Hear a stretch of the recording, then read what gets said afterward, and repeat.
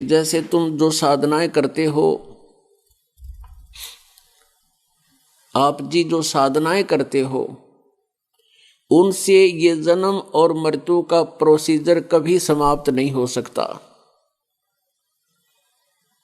ये जन्म और मृत्यु का जो व्यवस्था है, ये कभी समाप्त नहीं हो सकती। आप जी किसकी पूजा करते हो? कोई तो श्री विष्णु जी यानी श्री राम या श्री कृष्ण रूप में, और कोई भगवान शंकर जी, कोई दुर्गा जी, कोई भैरव भूत हनुमान, और कोई तीर्थ व्रत ग्यास रोजा, और कोई जैसे मुसलमान भाई हैं ये बेचून अल्लाह की उपासना करते हैं। ऐसे ही ईसाई भी परमात्मा को निराकार बताते हैं, और ब्रह्म तक की साधना ही उनकी अंतिम साधना है। तो इन साधनाओं से, जैसे ब्रह्म तक की पूजा से जीव का जन्म और मृत्यु समाप्त नहीं हो सकता, और किए हुए कर्म का जो दंड है उसे भोगना ही पड़ेगा। किसी के पूर्व जन्म के पुण्य हैं तो पुण्य मिलेंगे, उनके पाप के कारण कोई संकट कष्ट है तो कष्ट भोगना ही पड़ेगा। एक पूर्ण परमात्मा है, पूर्ण परमात्मा परम अक्षर ब्रह्म कबीर देव कबीर साहब ही हमारे इस जन्म और मृत्यु के रोग को सदा के लिए समाप्त कर सकते हैं।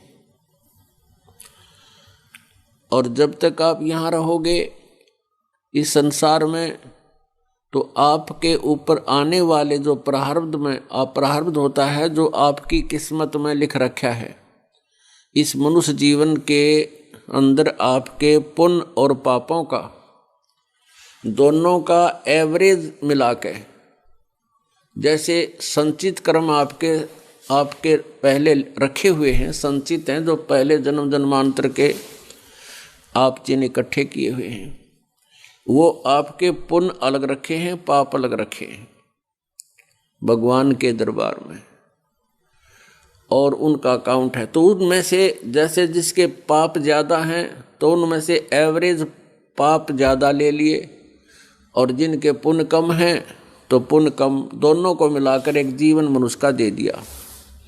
तो जिनके पाप ज़्यादा हैं उनको दुख ज़्यादा हैं, जिनके पुण्य ज़्यादा हैं उनको सुख ज़्यादा हैं, उसी रेशों से, लेकिन दुख और सुख दोनों को ही है। तो इस प्रकार हम जो प्रारब्ध कर्म में हमारी किस्मत में मनुष्य जीवन में जो लिखा हुआ दुख है, वो किसी भी साधना से, ना ब्रह्मा जी की साधना से, ना विष्णु जी की साधना से, ना शिव जी की साधना से, ना दुर्गा जी की साधना से, ना ब्रह्म की उपासना से, और न ही पर ब्रह्म की उपासना से हमारा वो प्रारब्ध का कर्म पाप नहीं कट सकता उससे, और उसके कटे बिना सुख नहीं हो सकता। जैसे कि आपको बताया कि किसी के पैर में कांटा लगा हो, उस कांटे के कारण दुख है, और कांटा निकले तो सुख हो। तो ऐसे ही प्रारब्ध कर्म कटे, समाप्त हो, उसका नाश हो पाप का, तो सुख हो। तो सुख करने वाला पाप नाशक परमात्मा कबीर अंगारी असी बम्भारी असी, यजुर्वेद अध्याय नंबर 5 का श्लोक नंबर 32 मंत्र 32 बताता है कि वो कबीर नामक परमात्मा है, वो पापों का शत्रु है, पाप नाशक है, और बम्भारी बंधनों का शत्रु यानी बंदी छोड़ है। और परमेश्वर भी स्वयं कहते हैं, अमर करूं सतलोक पठाऊं, तात बंदी छोड़ कहाऊं। बंदी छोड़ हमारा नामम, अजर अमर है अस्थिर ठामम। परमात्मा कहते हैं, तुम कौन राम का जपते जापम, और ताते कटे ना तुम्हारे तीनों तापम। तो कबीर परमेश्वर पूर्ण ब्रह्म ये हमारे जन्म और मृत्यु के रोग को नाश कर सकते हैं। ये हमारे प्रारब्ध में आने वाले दुखों का नाश कर सकते हैं। जैसे कल रात्रि में आपको दिखाया था, यजुर्वेद अध्याय नंबर 8 का मंत्र नंबर 13 में 6 बार लिख रखा है कि वो पूर्ण परमेश्वर, पूर्ण परमात्मा अपने साधक के जो दान देता है, दान देने वाले के, या कोई वैसे भी कोई कर्म किया है पहले कर रखा है या अब हो चुका है अनजानपने में, परमात्मा की शरण में आने से उसके सर्व पापों का नाश कर देता है। और पापों का नाश होने से सुख होगा, वैसे तो सुख हो ही नहीं सकता। तो पाप नाशक परमात्मा केवल कबीर अंगारी असी, वो कबीर है और कोई भगवान नहीं है। तो हमने उसी की पूजा करनी पड़ेगी, हमें उसी परमात्मा की साधना करनी पड़ेगी जिससे हमारी जन्म और मृत्यु सदा के लिए समाप्त हो और इस जीवन में हम सुखी हों। सुखी का मतलब है कि यहाँ जो हमारे ऊपर आपदाएं आ रही हैं ये टलें, और ताकि हम भक्ति करके परमात्मा में रुचि बने। जैसे आपके ऊपर कोई आपदा आई है, संकट आए हैं, और परमात्मा उनको ठीक करेगा तो आपकी श्रद्धा बढ़ेगी और फिर आपकी रुचि बनेगी भगवान की भक्ति करने में। और आप पर आपदाएं आती रहें तो आप भक्ति नहीं कर सकते। तो इसलिए परमात्मा पहले आपको सुख देगा ताकि आप भगवान में विश्वास कर सको, और विश्वास बिना भक्ति बन नहीं सकती। तो उनको लाभ होगा जो सच्चे दिल से इस कबीर परमेश्वर को स्वीकार करेंगे और आन उपासना सपने में भी नहीं करोगे। जो पहले पूजा आप करते थे वो साथ करते रहे तो भगवान राजी नहीं होगा। ये नियम है इस मालिक का, इसलिए आपको ये नियम बताए जाते हैं। सभी नियमों को आप फॉलोअप करो, इनका पालन करो, और फिर देखो सुख भगवान के। आप दांतों तले उंगली दबाओगे कि हमने सुना था कि भगवान ऐसा करता है, लेकिन होता आपको यही दिखाई देगा। तो पुण्यात्माओं, परमात्मा हमें क्या याद दिलाते हैं कि तुम यहाँ इस काल के लोक में इस झूठे सुख में सुखी होगे। किस चीज को सुख मान लिया? जैसे किसी के संतान नहीं है और वो संतान की कामना करता है, संतान होगी तो उसने मान लिया मैं सुखी हो गया। अब जो संतान फिर क्या होता है, जैसे परमात्मा कहते हैं बेटा जाया खुशी हुई और खूब बजाए थाल, ये तो आना जाना लगा हुआ है ज्यों कीड़ी का नाल। जैसे पुत्र होता था राजाओं के, राजा लोग तो बैंड बाजे बजा के, सहनाई बेरी बजा के अपनी खुशी प्रकट करते थे कि भी लड़का हो गया राजा के। और गरीब आदमी उसकी रीस करा करते थे, इतना ब्यों तो होता नहीं, बाजे बजवा दे। वो लड़का होने की खुशी में थाली बजाया करते, थाली डंडी तक। आस पास पता लग जाता कि उनके कोई डिलीवरी होनी थी और उनके घर में आज थाली बज रही है तो लड़का हो गया। परमात्मा कहते हैं बेटा जाया खुशी हुई और खूब बजाए थाल, ये तो आना जाना लगा हुआ है ज्यों कीड़ी का नाल। अब किसी व्यक्ति के विवाह के 10-12 वर्ष के बाद पुत्र हुआ, वो भी इकलौता पुत्र था अपने पिता का जिसका पुत्र हुआ। फिर उन्होंने बड़ी खुशी मनाई, आसपास के कई गांवों को बुलाकर जश्न मनाए, खूब खर्च किया। और 1 वर्ष के से पहले ही नेक्स्ट जन्मदिन आने पहले वो लड़के की मृत्यु होगी। जन्म हुआ तब तो खुशी मना रहे थे, फूले नहीं समा रहे थे, और फिर अगले जन्मदिन से पहले उसकी मृत्यु हो ली, 1 वर्ष से पहले ही। अब टक्कर मार रहे हैं, रो रहे हैं। तो परमात्मा कहते हैं झूठे सुख को सुख कह तू मान रहा मनमोद, ये सकल जबीना काल का कुछ मुख में कुछ गोद। अब जैसे हम यहाँ ड्रामाबाजी करते हैं विवाह के समय, कोई डीजे बजाता है, कोई बैंड बाजे बजाता है, डांस करते हैं, उद मस्तार देते हैं। ये कोई एक मानुष का कार्य है। अब जैसे किसी ने विवाह हो रहा था लड़के का, लड़के वाले बड़े खुशी मना रहे थे, नाच रहे थे, गा रहे थे,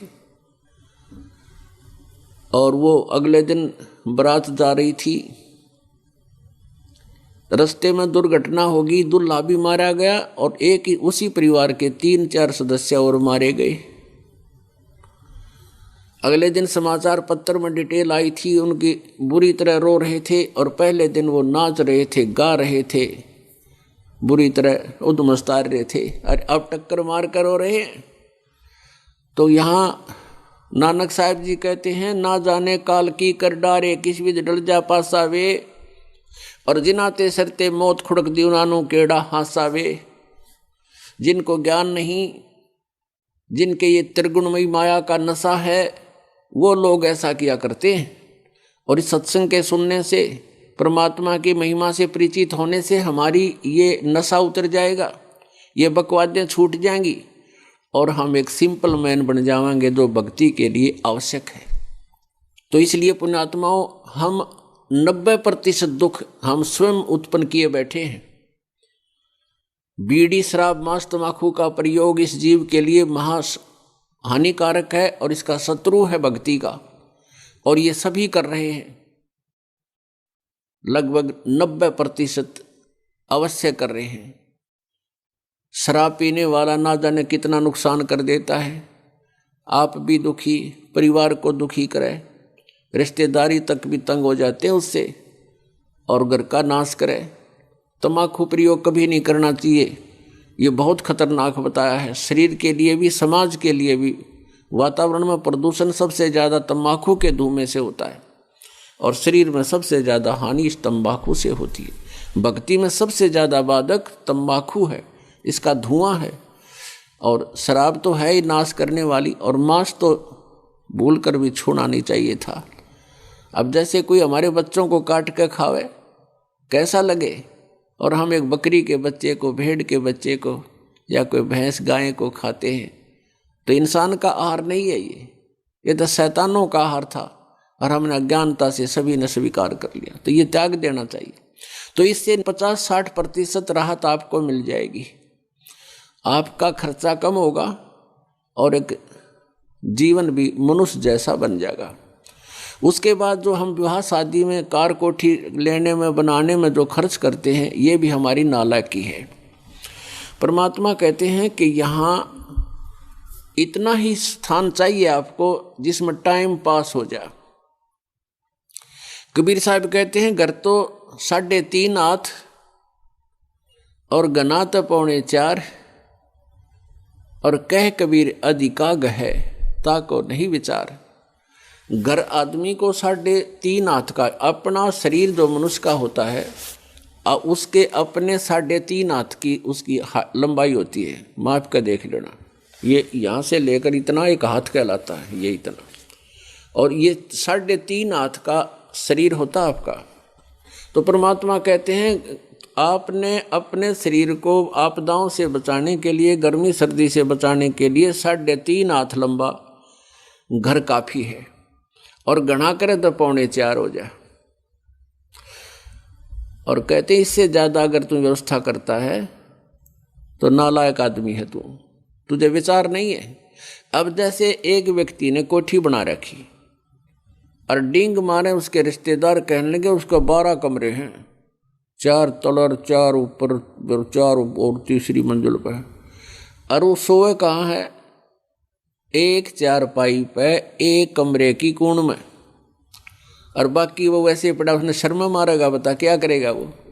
और उसके खर्चा कितना, और फिर पीछे तो कर्जा ले लिया, या 2 नंबर के काम करे होंगे हैं, वो परेशान कर रहे होंगे, लोग दिखावा करने के लिए 100 इधर उधर के ओढ़ सोड़ करता है प्राणी।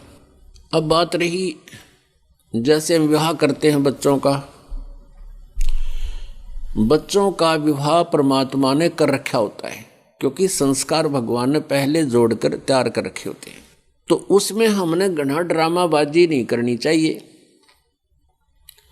बच्चों का विवाह वचन से होता है, बच्चों का विवाह वचन से होता है। भाई हमने अपनी बेटी आपके पुत्र से इसका विवाह कर दिया, नाता जोड़ दिया। वो कहते हैं ठीक है, हमने स्वीकार कर लिया। तो हो गया ब्याह। इसमें चाहे सिंपल खाना खा लो, चाहे इसमें ढोल पीट लो, और चाहे इसमें नाच गा लो, बात वह है कि वह उतनी ही है। बच्चों का संस्कार जोड़ देना है और उनको विदा कर देना। इससे फालतू हम करते हैं तो हम बकवाद करते हैं वो। तो इस प्रकार हमने हर प्रकार से अपने इस वाहियात खर्चे को कम करना है। और फिर देखना 20% मेहनत से आपका गुजारा सुथरा चलेगा, और फिर बाकी जो समय आपको मिलेगा वो भक्ति करेंगे, भगवान का नाम जपया करेंगे। तो इस प्रकार हमने अपने आप को एक साधु भक्तों वाले लाइन पर लाना है, तब हम भक्ति कर